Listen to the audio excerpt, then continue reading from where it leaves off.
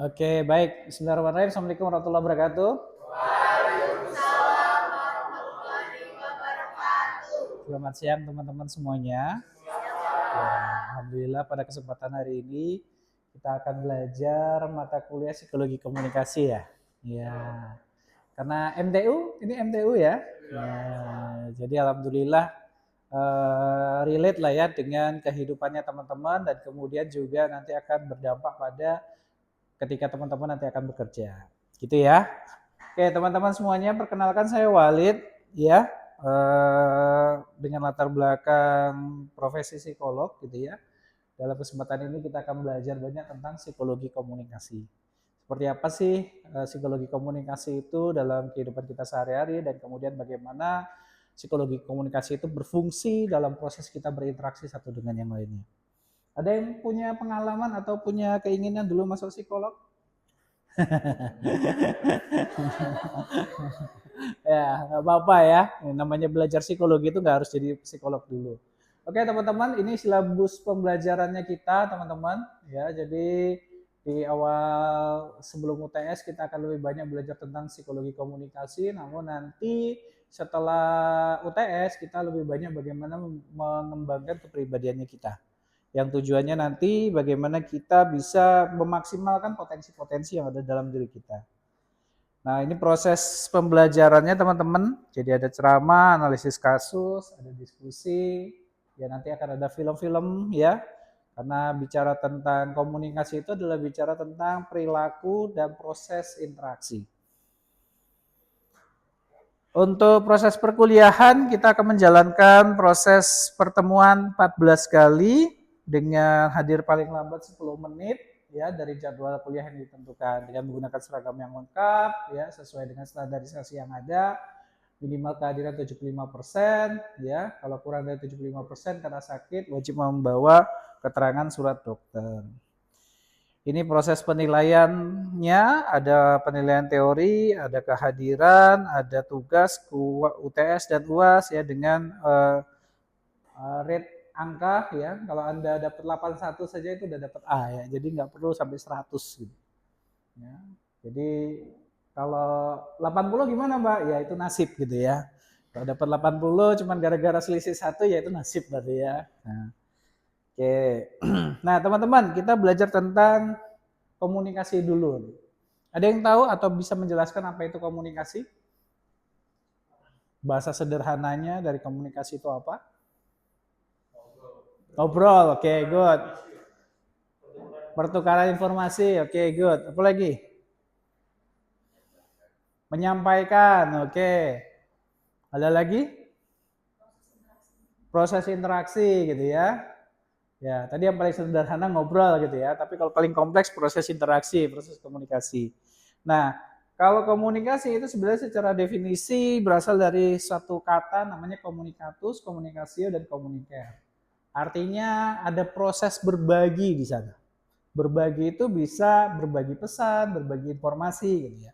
Tapi ternyata nggak cukup hanya berbagi pesan atau berbagi informasi.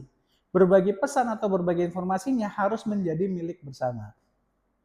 Milik bersama itu harus sama-sama tahu, harus sama-sama paham. Ya, kalau kita menyampaikan sesuatu, ya dia juga harus paham. Nah, ada sebuah video saya akan contohkan. Teman-teman nanti bisa belajar banyak bagaimana proses komunikasi yang berhasil atau tidak berhasil di sini.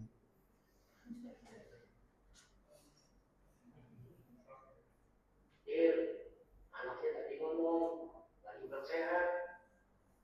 Gimana kalau Pak jadi dan menjadi saya nggak biasa. Bagaimana kalau saya? Iya, saya nggak bisa. Apalagi dia kan orang pasti bisa. Ayo, ini kalau malam tadi ada doa saja. لأنني لم أتوب إلى الله وأني أخاف من الدعاء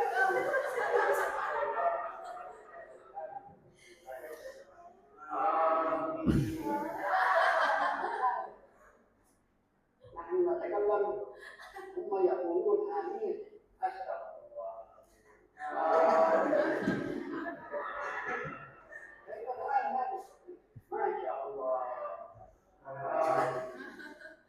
Ya, seperti itu ya. Nah, kira-kira dari video ini, apa tanggapan Anda dan apa relasi dengan definisi komunikasi yang tadi kita sampaikan?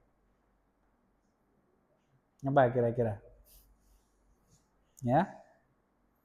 Kalau tadi kan komunikatus atau komunikasi atau komuniker itu bicara tentang milik bersama atau berbagi ya.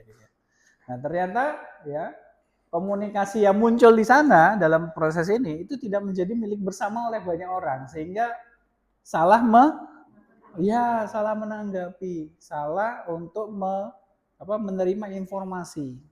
Ya. Ini baru satu hal yang sederhana. Di Indonesia itu banyak istilah-istilah atau kata-kata yang mirip ya, tetapi maknanya bisa beda. Di sini ada orang Jawa Barat.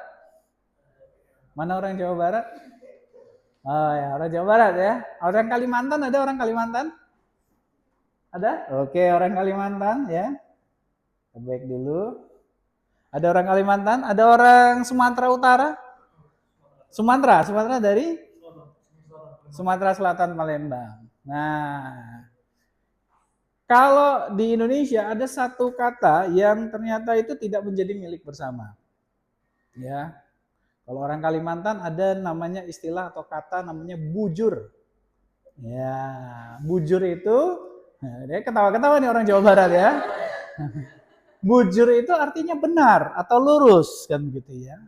Nah, kalau kita jalan-jalan di daerah Sumatera Utara, ada orang Kabupaten Karo sana ya, orang Tanah Karo atau suku Karo. Itu bujur itu artinya terima kasih. Nah, tapi kalau bagi orang Jawa Barat ya, bujur itu artinya pantat atau bokong ya. Nah, Anda bayangkan kalau misalnya itu terjadi proses komunikasi antara orang Jawa Barat jalan-jalan ke Kalimantan gitu ya. Ditanya, saya mau ke IKN, ini jalannya benar nggak? Bujur ikam katanya gitu ya. Benar kamu kata ya, tapi ya ditanggapnya, wah kok dibilang, mana ya. Nah, jadi definisi sederhananya ya, walaupun kita berinteraksi ataupun kita memberikan pesan, pastikan pesan itu harus benar-benar menjadi milik bersama. Kalau tidak menjadi milik bersama, itu akan mengakibatkan yang namanya miskomunikasi. Ya, miskomunikasi ini bukan nyonya komunikasi ya, bukan ya. Mis itu kesalahan komunikasi.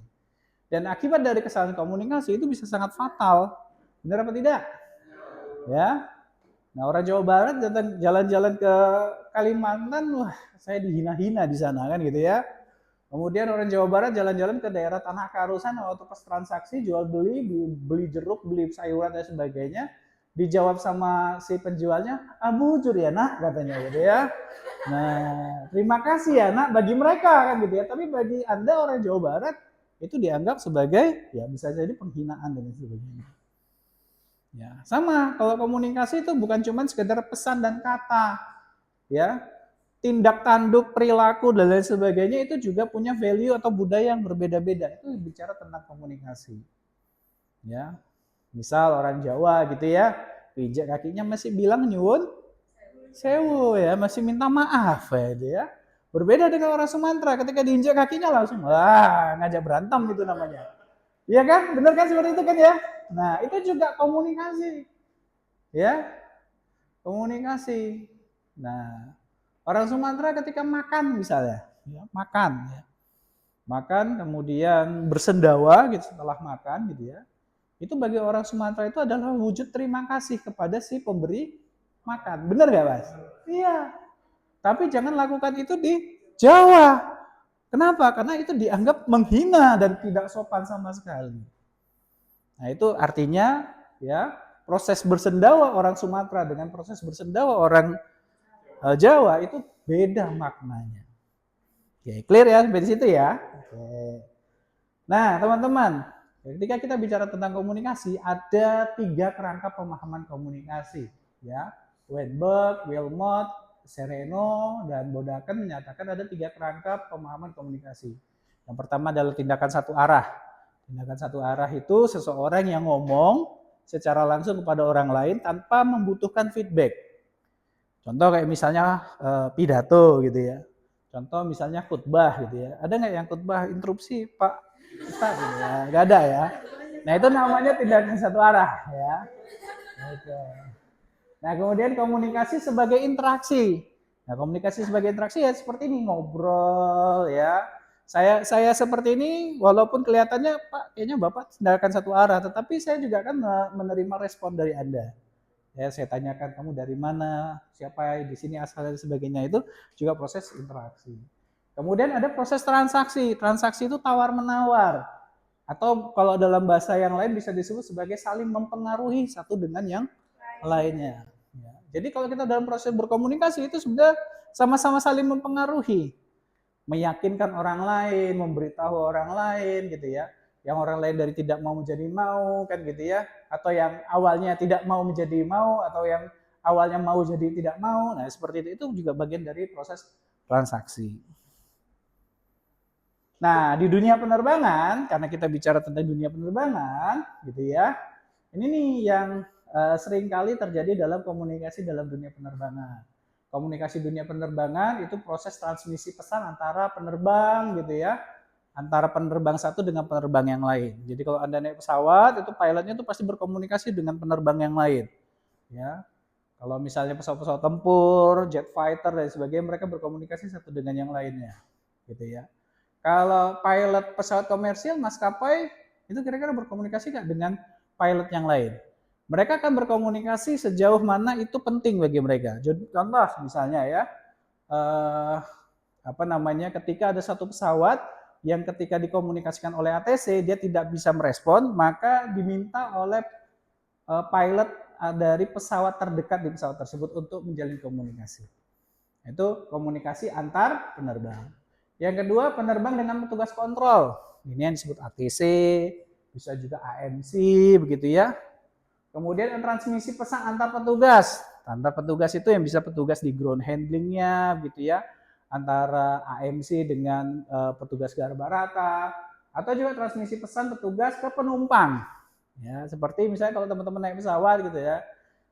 Good morning ladies and gentlemen, kan gitu ya. Atau good morning passenger dan sebagainya. Selamat pagi Bapak Ibu penumpang.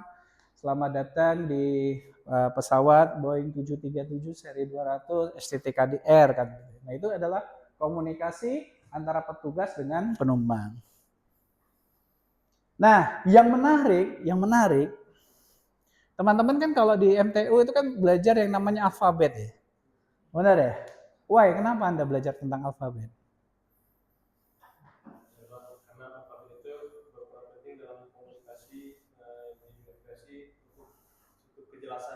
Ya. Oke, good Mas, bagus ya. Kenapa kok bisa punya resiko ketidakjelasan? Ya, misalnya ada kata-kata yang kurang jelas kayak misalnya kalau di navigasi kurang jelas kayak B sama D itu mirip-mirip. Oke, ya. Ada V sama F itu beda. Ya.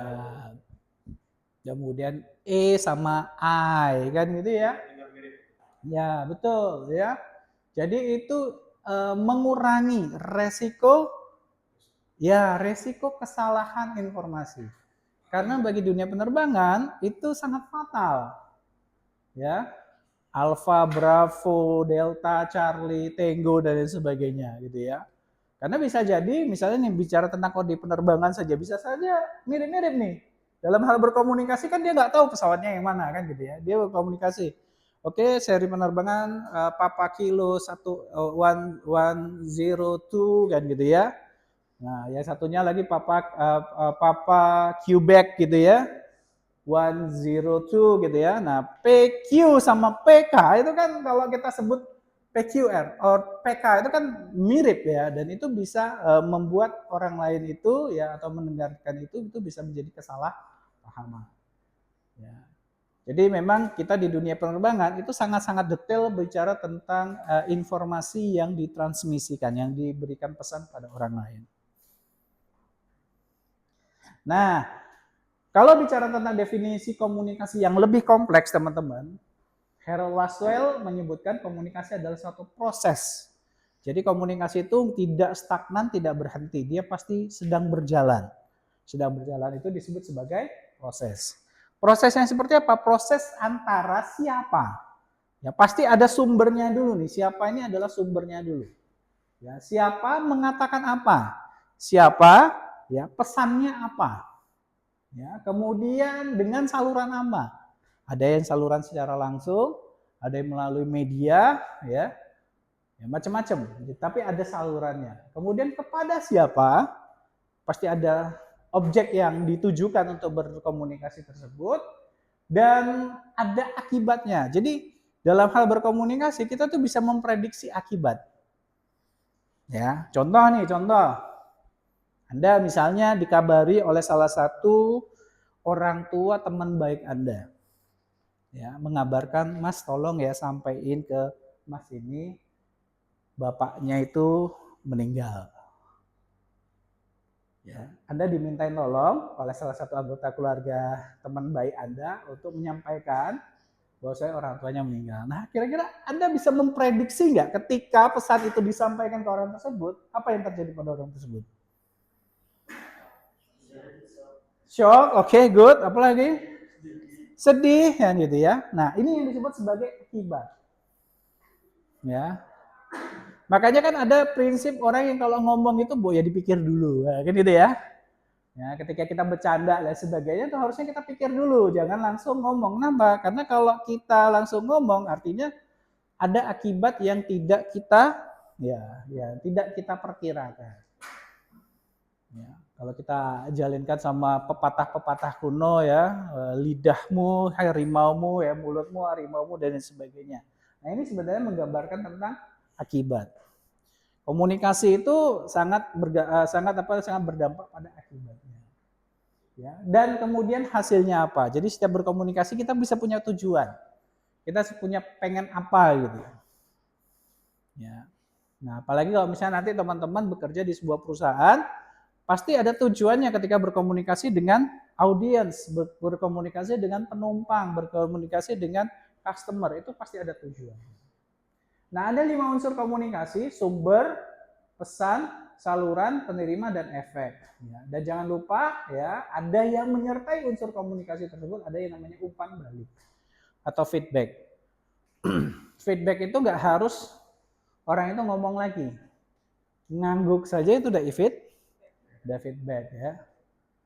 Ngomong seperti ini gitu ya, tapi mata Anda tuh tertujunya sama saya terus gitu ya, kayak nggak ada pergerakan. Nah, itu bisa jadi ngelamun gitu ya. Kan gitu ya. Nah, itu juga feedback gitu ya. Anda nggak melakukan apapun, tapi ketika ada orang yang berkomunikasi dengan Anda, itu juga bisa menjadi bagian dari feedback. Ya. Nah, psikologi komunikasi menariknya kalau Anda mau mempelajarinya lebih dalam lagi, ya, Anda bukan hanya sekedar berkomunikasi, tapi juga bisa menilai orang lain. Ya, Anda bisa tahu nih orang ini bosan apa enggak gitu ya. Saya tuh kalau berkomunikasi dengan kelas tuh saya tahu tuh, wah ini udah mulai bosan nih. Apalagi kalau udah gitu ya. Gitu. Kemudian misalnya nih, oke teman-teman ada pertanyaan nggak? Nggak ada jawaban, tetapi nutup buku, naruh buku dalam tas. Nah itu kan pesan kan ya? Iya itu pesan, itu feedback gitu ya. Nah feedback itu tuh kita bisa membaca, oh dia maunya kayak gimana tanpa dia ngomong, ya. Ya bisa jadi dalam hati udah Pak, udah selesai kan gitu ya. Iya kan dalam hatinya bisa seperti itu gitu ya. Nah, jadi feedback itu juga bisa sangat membantu kita untuk bisa memprediksi nih dia maunya apa, dia pengennya apa. Makanya kita sebagai orang insan penerbangan yang nantinya akan banyak berinteraksi dengan orang lain, teman-teman banyaklah punya pengalaman untuk berinteraksi. Kadang tuh ada tipe orang yang dia nggak tahu kalau misalnya orangnya itu tuh orang lawan bicaranya itu udah sebel gitu ya, udah dong pak gitu. Tapi masih ngomong aja itu kan. Padahal kan ada reaksi-reaksi ya. Kalau misalnya kita ngomong gitu berdua gitu kan, orang kalau udah mulai gak nyaman tuh kan udah kepala udah gini-gini gitu kan, udah ngasih jarak kan gitu ya. Tapi masih ada aja, masih dideketin aja sama orang, masih dideketin aja gitu ya. Nah itu artinya dia tidak sensitif terhadap akibat atau terhadap feedback dari orang tersebut. Jangan lupa juga yang berikutnya ini ada gangguan komunikasi nih teman-teman. Noise. Ya alhamdulillah nih kalau dalam ruangan ini tuh Ya, kita nggak ada noise nih gitu ya. Nah, noise itu misalnya tadi kayak misalnya di mata kuliah sebelumnya gitu ya. Salah satu dosen ada di sini tiba-tiba ada yang baru masuk gitu ya. Ah, itu noise itu. Ya. Ya. Atau misalnya nih lagi ceramah gitu ya. Lagi ceramah ustadznya lagi ceramah gitu. Ya masyaallah muslimin rahimakumullah kan gitu ya. Tiba-tiba tukang bawa apa? Snack kan gitu ya. Nah, itu noise itu. Ya. Jadinya kan nggak fokus ke si komunikatornya atau si orang yang memberikan pesannya. Ya, ada banyak gangguan komunikasi. Ya, kayak misalnya teman-teman dulu masih ingat kalau misalnya sering dulu nge-zoom gitu ya. Pas lagi nge-zoom gitu ya, tetangga motong keramik. Nying, nying. Nah, itu kan noise banget gitu ya. Nah, itu gitu ya. Kemudian ada konteks dan ada situasi komunikasi. Nah, konteks dan situasi komunikasi ini akan membuat efektivitas Anda berkomunikasi. Ya, terutama kalau misalnya nih bicara tentang saling mempengaruhi, misalnya kalau kita mau cari resolusi konflik gitu ya, penyelesaian masalah dan sebagainya, konteks dan situasi komunikasi itu harus kita setting. Ya, Anda lihat deh kalau misalnya ada konflik antar negara gitu ya, atau konflik yang sedang dialami suatu negara gitu, mereka biasanya diajak negosiasi, diajak duduk, diajak berembuk, itu ada tempat yang memang disetting untuk mereka berkomunikasi. Ya, kalau kayak misalnya dulu tuh antara Israel dengan Palestina waktu pas zamannya uh, Bill Clinton gitu ya, itu mereka diskusinya di mana? Di Camp David gitu ya. Tempatnya itu di pinggiran danau yang indah, yang sejuk, yang tenang gitu. Nah, itu di setting gitu ya. Supaya apa? Mereka tuh tenang, fresh, dingin gitu ya. Tuh. Sama kalau misalnya nih teman-teman sedang berkonflik dengan orang banyak gitu ya, atau misalnya nih Anda jadi pejabat gitu ya, mau mempengaruhi nih yang sedang sedang tidak sependapat dengan Anda. Anda bisa nih menciptakan konteks dan situasi komunikasi. Ngapain Mbak? Ngajakin makan. Ajakin makan. Jadi sebelum ngomongin tujuan kita, ajakin makan dulu, kenyangin dulu gitu ya. Nah, kalau orang udah kenyang, nah itu udah tenang gitu. Diajakin ngobrol tuh bakalan enak gitu. Tapi jangan ngajakin orang ngobrol dalam kondisi lapar. Problem itu namanya ya. Sama kayak misalnya Anda kalau perhatikan demo-demo yang di lapangan dan sebagainya, itu sebenarnya pihak kepolisian tuh sudah melakukan persuasi komunikasi. Caranya apa? Udah mau jam-jam 11 itu biasanya disuplai air minum. Iya betul. Kemudian disuplai snack, makanan dan sebagainya. Karena kalau itu nggak di treatment, nah itu mudah terbakar, mudah tersulut emosinya. Nah makanya konteks dan situasi komunikasi itu sangat-sangat penting ya untuk kita efektif dalam berkomunikasi. Nah sampai di situ teman-teman ada pertanyaan? Silakan.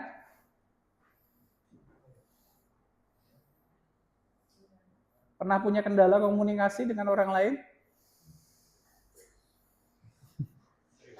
Orang organisasi itu ya biasanya paling sering kegagalan komunikasi kan gitu ya. Ada kira-kira punya pengalaman salah komunikasi yang sehingga memunculkan kesalahpahaman dan kemudian coba Anda menganalisis kenapa ya kok bisa salah dalam memahami atau berkomunikasi itu? Silakan loh, kita bisa berdiskusi. Berapa menit lagi, Mas? Oh, 6 menit lagi ya. Oke. Monggo kita buat diskusi. Monggo silakan, Mas. Untuk saya lebih ke sharing pengalaman dulu, Pak.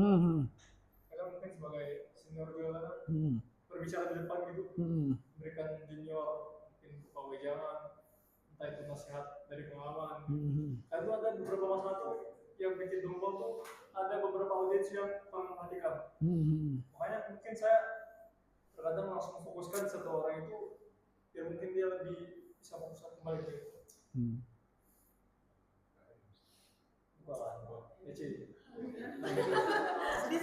Oke, good. Ya, saya langsung saja ya ke sini ya. Nah, kenapa Pak? Ketika kita ngomong dengan orang lain, ya, orang lain itu menjadi mudah teralihkan. Kemudian mungkin dia sudah tidak atensi lagi, tidak perhatian lagi sama kita gitu ya. Yang pertama adalah kalau kita menjadi seorang komunikator yang bijak, kita jangan salahkan audiens kita. Yang perlu kita evaluasi adalah bagaimana kita berkomunikasi gitu ya. Kenapa? Karena kalau dalam komunikasi yang efektif, nih nomor 4, menumbuhkan hubungan yang baik, hangat dan akrab. Itu poin pentingnya. Nah, ketika kita ngomong dengan orang lain, maka tidak ada salahnya kita menyiapkan jokes-jokes. Makanya kalau Anda perhatikan orang-orang yang komunikator yang bagus dan sebagainya, kalau dia nggak punya jokes gitu ya, dia pasti pakai pantun. Nah, itu salah satunya punchline dulu, ibaratnya mengambil perhatian dulu. Ya. Makanya kalau kita berkomunikasi, sering-sering latih humor-humor kita gitu ya. Nah, humor-humor itu tiap-tiap audiens itu punya segmentednya sendiri-sendiri. Ya. Saya itu sering gagal dalam ngejokes gitu ya. Kenapa? Karena jauh dengan jarak teman-teman kan gitu ya. Iya kan? Jokesnya bapak-bapak kalau istilahnya kan seperti itu ya. Nah, jadi kadang-kadang saya ngomongin ini mereka diem aja, kok nggak ketawa gitu ya. Itu artinya tuh ada gap di sana, ada segmented yang kurang begitu bagus di sana. Nah, makanya sebagai seorang audiens, sebagai seorang komunikator, Mas, itu kita betul-betul pelajari audiensnya kita. Saya juga termasuk ya, walaupun saya jadi dosen dan sebagainya, saya belajar tuh dari Twitter ya. Ini anak-anak ngomongin apa sih sekarang gitu ya. Istilah-istilah yang lagi keren tuh apa, yang spill gitu ya.